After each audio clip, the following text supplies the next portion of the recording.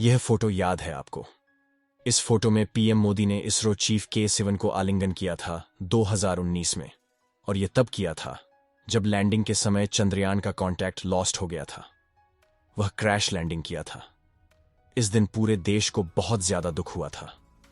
उस टाइम जो यान गया था, उस चंद्रयान में एक लैंडर था जो कि क्रैश लैंड किया था, और एक ऑर्बिटर था, और वह जो ऑर्बिटर वह आज भी चांद का चक्कर लगा रहा है। तो इसरो ने अब यह अनाउंस किया है कि उसी ऑर्बिटर का कनेक्शन अब चंद्रयान 3 से इस टाइम पब्लिश हो गया है, यानी वो आपस में टेक्निकली कनेक्टेड हो गए हैं। और इस कनेक्शन के बारे में एक बात जानने की है कि यह कनेक्शन 2 वे हुआ है, यानी ऐसा नहीं है कि ऑर्बिटर ने चंद्रयान 3 को हेलो बोला है या फिर चंद्रयान 3 ने ऑर्बिटर को हेलो बोला है। असल में उन्होंने एक दूसरे को हेलो बोला है, यानी दोनों 2 वे कम्युनिकेशन हुआ है। इसरो ने ट्वीट किया, वेलकम बड़ी के साथ, वेलकम दोस्त, यह कहा पुराने ऑर्बिटर ने। ये जो पुराना ऑर्बिटर है, ये लास्ट इतने सालों से इसरो के हेडक्वार्टर्स कनेक्टेड है, और इसी का फायदा असल में इसरो उठा रहा है।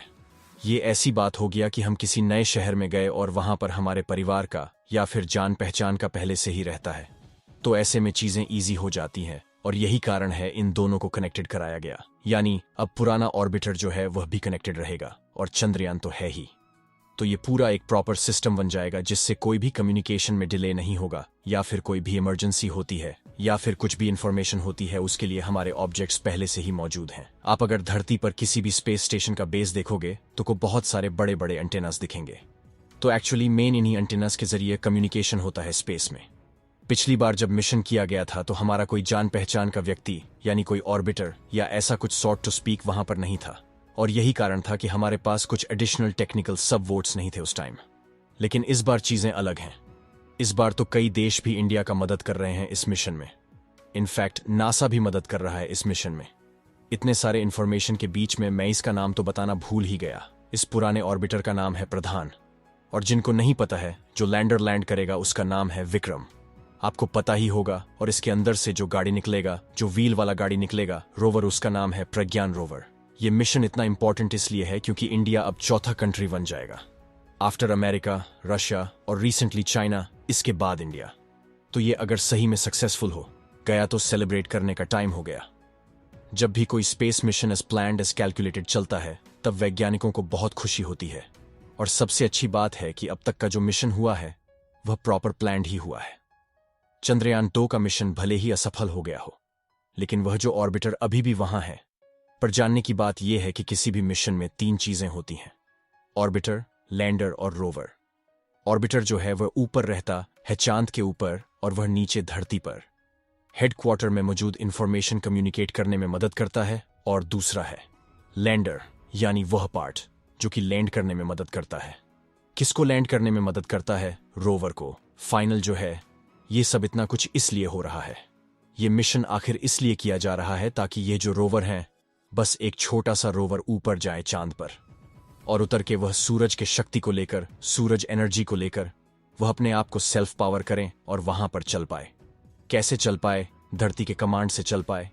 धरती से रियल टाइम में कमांड को सेंड किया जाएगा, रोवर उसको एक्सेप्ट करेगा और एग्जीक्यूट करेगा, और ऐसे हमारा एक ऐसा टूल चांद पर होगा जिसको कि हम रिमोटली कंट्रोल कर पाएंगे। तो यही गोल है इस मिशन का, और इसी के लिए साइंटिस्ट इतना मेहनत कर रहे हैं। जब लैंडिंग होती है और वह क्रैश लैंडिंग होती है, तब होता यह है कि अंदर का सारा इक्विपमेंट ब्रेक हो जाता है फोर्स के चलते, उतने फोर्स से लैंड करने के चलते, और ब्रेक होने के बाद सिग्नल टूट जाता है। तो जब आराम से लैंडिंग होगा, यानी सॉफ्ट लैंडिंग, तब यही चीजें जो है, रोवर और बाकी चीजें, ये इंटैक्ट रहेंगी, और यही ऑब्जेक्टिव है इस मिशन का। ऐसा कहा जा रहा है कि चंद्रयान 2 का जो फेलियर था वह व्यर्थ नहीं गया, क्योंकि वही फेलियर था जिससे हम लोग इतना कुछ सीखे। That failure has taught a lot. तो इसी फेलियर के चलते इसरो को एक पूरा नया डिमेंशन दिखा टेस्टिंग का, और जो फेलियर को हैंडल करने का मेथड होता है उसमें कई नए मेथड्स की डिस्कवरी हुई, और ये उसी फेलियर के चलते हुई। और ये भी कहा जाता है कि वह मिशन पूर्ली प्रोग्राम्ड भी था, जिससे प्रोग्राम्स को कैसे इंप्रूव करें कंप्यूटर के अंदर, उसके ऊपर भी बहुत काम की गई। जब चंद्रयान 2 लैंड कर रहा था तब उसको 2 चीजें मैनेज करनी, पहला वर्टिकल वेलोसिटी और दूसरा हॉरिजॉन्टल वेलोसिटी। जब यान लैंड करता है तो उसको पीछे से इंजन थ्रस्ट कर रहा होता है, यानी इंजन पावर दे रहा होता है।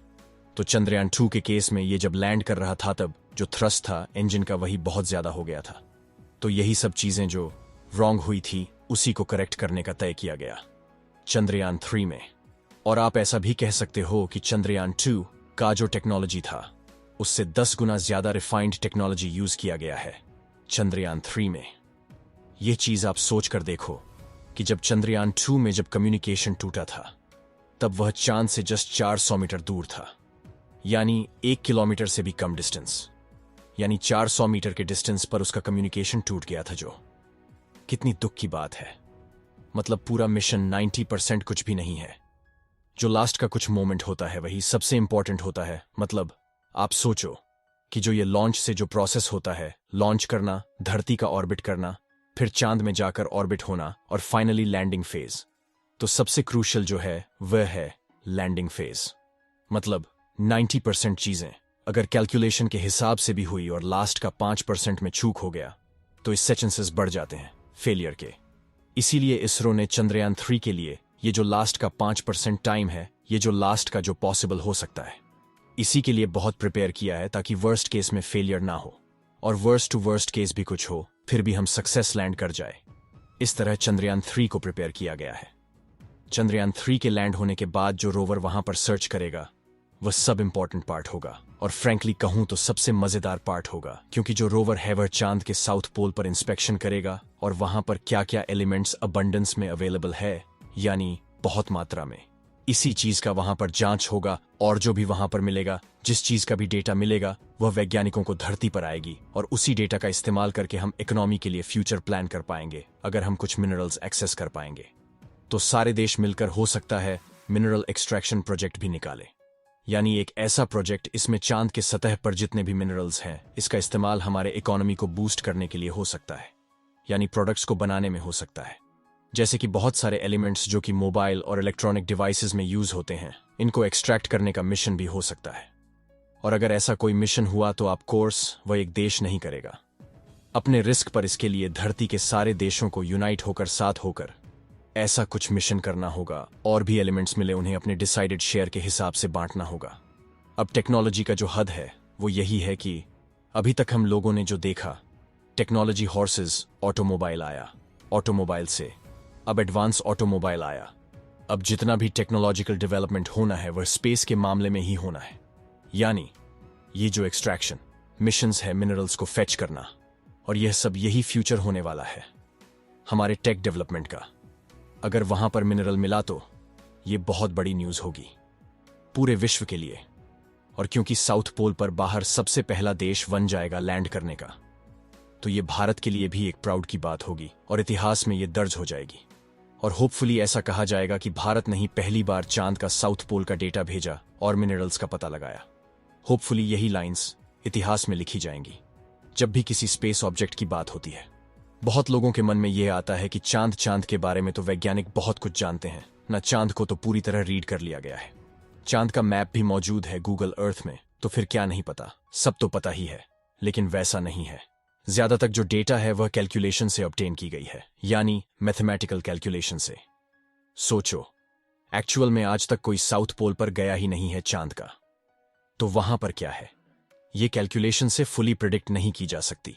वहां पर एक्चुअल में कोई रोवर निकलेगा, कोई उतरेगा, तभी वहां का डेटा हमें मिल पाएगा, और इसी कमी को भारत ने पूरा किया। और चंद्रयान 3 जब लॉन्च होने वाला था, यानी इसकी जब प्रिपरेशन चल रही थी, तब इसीलिए वैज्ञानिकों ने साउथ पोल को चूज किया, क्योंकि वो एक अनएक्सप्लोर्ड और नॉवल एरिया था चांद का, और वहां पर जो हमें डेटा मिलेगा वो बहुत ज्यादा वैल्यूएबल होगा। और बाकी जो चांद के एरिया है जिसे इक्वेटर, वहां पर तो बहुत सारे मिशंस हो चुके हैं, वहां का एडिक्वेट डेटा है हमारे पास, लेकिन साउथ पोल और नॉर्थ पोल का डेटा नहीं है। और नॉर्थ और साउथ पोल में साउथ पोल को ही इसलिए चूज किया गया क्योंकि जो कैलकुलेशन की मैंने बात की, मैथमेटिकल कैलकुलेशन से यह पता चला है कि वहां पर मिनरल डिपॉजिट्स हो सकते हैं और ज्यादा हो सकते हैं as compare to the North Pole. और यही वो कारण है जिसके चलते कॉन्शियसली वैज्ञानिकों ने साउथ पोल को चुना। वीडियो इंफॉर्मेटिव लगी तो गुरुजी एक्सप्लेन चैनल को लाइक, शेयर, सब्सक्राइब करना।